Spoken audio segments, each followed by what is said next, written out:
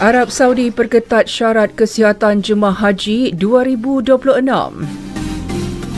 Pelan Angkatan Masa Hadapan perkukuh keselamatan Sabah. Assalamualaikum, salam Malaysia Madani. Saya Nizamiah Asikin Muhammad Zugni dalam Utama 7 Pagi.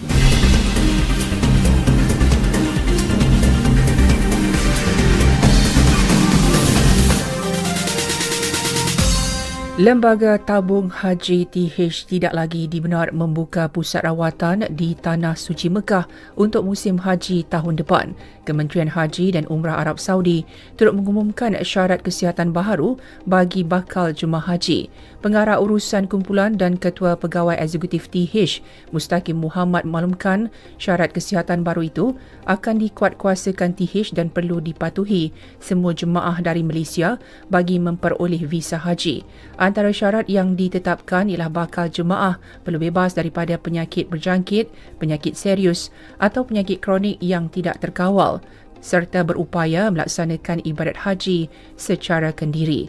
Turut tidak layak ialah mereka yang mengalami masalah neurologi atau mental yang menjejaskan fungsi kognitif atau motor, warga emas yang menghidap dementia atau lemah fizikal, kehamilan berisiko tinggi, penyakit berjangkit aktif serta pesakit kanser yang sedang menjalani rawatan.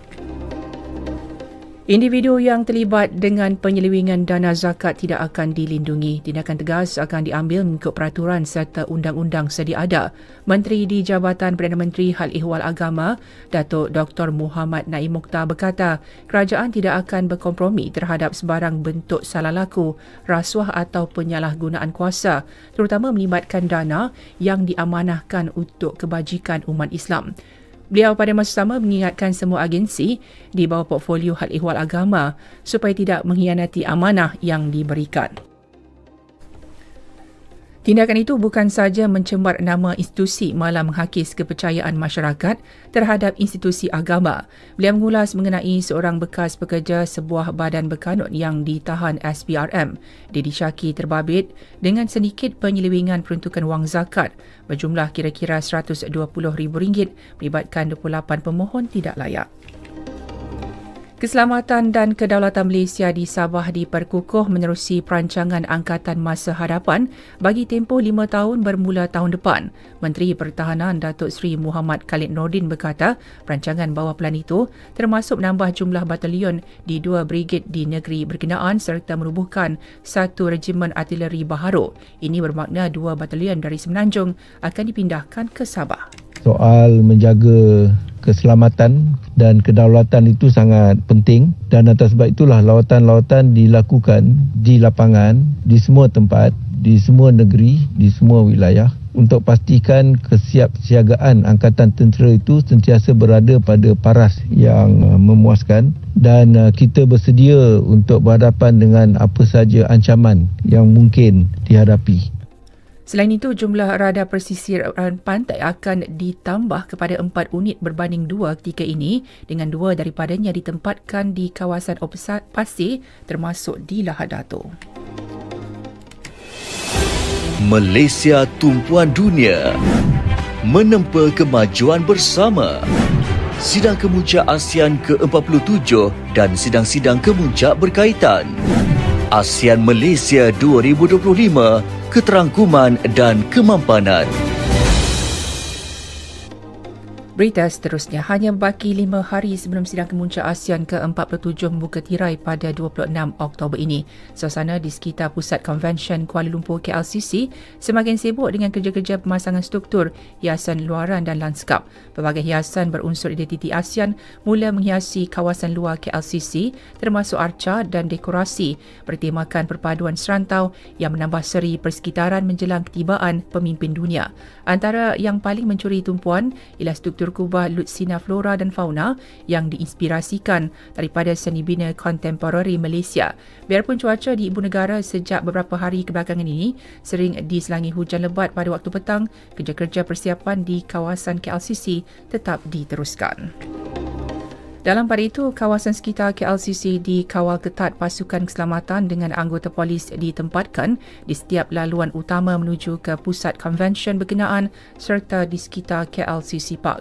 Simulasi kawalan lalu lintas turut dilaksana pasukan polis trafik bagi memastikan pergerakan kenderaan dan delegasi berjalan lancar sepanjang tempoh sidang kemuncak itu.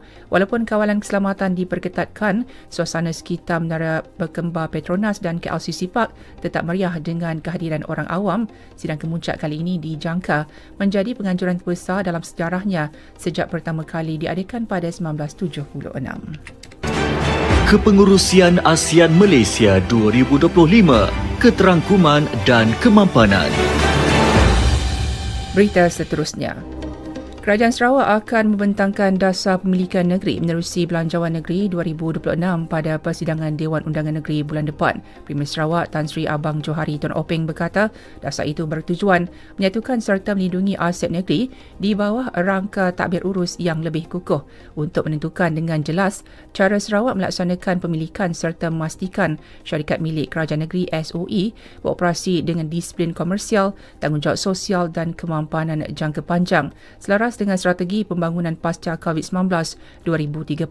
Beliau berkata kejayaan Sarawak bergantung kepada kerjasama yang kukuh dengan kerajaan menyediakan hala tuju, sektor swasta macu pertumbuhan manakala SOE bertindak sebagai pemangkin kepada industri strategik. Polis menahan dua lagi lelaki bagi membantu siasatan kes bunuh seorang wanita dan anak perempuannya di sebuah rumah di Kampung Sekolah Juru, Bukit Mertajam, Sabtu lepas. Ketua Polis Pulau Pinang, Dato' Azizi Ismail berkata, kedua-dua lelaki berusia 40-an itu termasuk seorang warga asing akan direman hingga 26 Oktober ini. Polis juga telah menemukan senjata dipercayai digunakan dalam pembunuhan itu di belakang rumah mangsa. Siasatan sedang dilakukan bagi mengenal pasti sama ada terdapat individu lain yang terlibat dalam kes pembunuhan dua beranak berkenaan. Di Alustar, polis menahan dua lelaki bagi membantu siasatan berhubung kes letupan mercun yang berlaku sempena sambutan di Pabali di Kulim. Kejadian itu menyebabkan 22 individu cedera. Ketua Polis Daerah Kulim, Superintendent Zulkifli Azizan berkata pihaknya menahan dua lelaki itu berdasarkan rakaman video berdurasi 22 saat yang tular di media sosial. Suspek pertama berusia 34 tahun beralamat di Bandar Baru Sentral Kuala Lumpur dan bekerja sebagai khidmat pelanggan. Suspek mempunyai satu rekod jenayah lampau. Manakala suspek kedua berusia 23 tahun merupakan seorang pembantu kedai serta turut mempunyai satu rekod jenayah lampau. Setakat ini 10 mangsa sudah diambil keterangan untuk membantu siasatan. Penjual mercun juga telah dikenal pasti dan kes disiasat ke Seksyen 8 Akta Bahan Letupan 1958 dan Seksyen 326 Kanun Kesiksaan.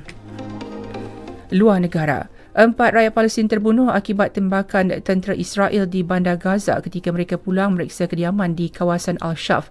Jurucakap Pertahanan Awam Gaza Mahmud Basal, mangsa ditembak walaupun berada di kawasan yang sepatutnya dilindungi bawah perjanjian gencatan senjata. Kementerian Kesihatan Gaza maklumkan sebanyak 80 orang awam terbunuh sejak gencatan senjata bermula pada 10 Oktober akibat tindakan ketenteraan Israel. Dalam pada itu, pemimpin 9 negara Kesatuan Eropah dalam kumpulan Mediterranean MAD9 menggesa agar akses bantuan kemanusiaan ke Gaza tidak disekat. Perdana Menteri Slovenia Robert Golob berkata tiada alasan untuk mana-mana pihak menghalang bantuan kemanusiaan. Ia perlu disalur segera ke wilayah Gaza. Golob menegaskan kesan itu mewakili pendirian bersama negara MAD9 bagi memastikan undang-undang antarabangsa dipatuhi. Beliau turut menekankan perlunya menghormati perjanjian gencatan senjata. Lintasan Rafah antara Gaza dan Mesir masih ditutup walaupun mendapat desakan antarabangsa. Sukan Menteri Belia dan Sukan Henaya mengucapkan tahniah kepada atlet para negara Muhammad Yusof Hafizi Shaharuddin. Ia susulan kejayaan atlet berusia 28 tahun itu meraih pingat emas pertama dunia pada kejohanan berbasikal trek para dunia 2025 di Rio de Janeiro, Brazil. Menurut Hena, atlet itu bukan sahaja juara dunia dalam acara pecut 200 meter kategori MC1 tetapi turut menjadi atlet para pertama negara membawa pulang jersey pelangi. Disampaikan tajuk utama sekali lagi.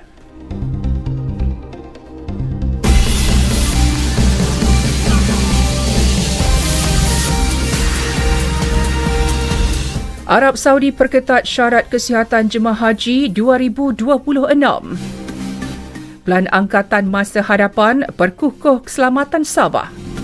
Sekian berita yang disunting oleh Jalaluddin Baharin dari Pusat Berita RTM, Malaysia Madani, rakyat disantuni. Assalamualaikum.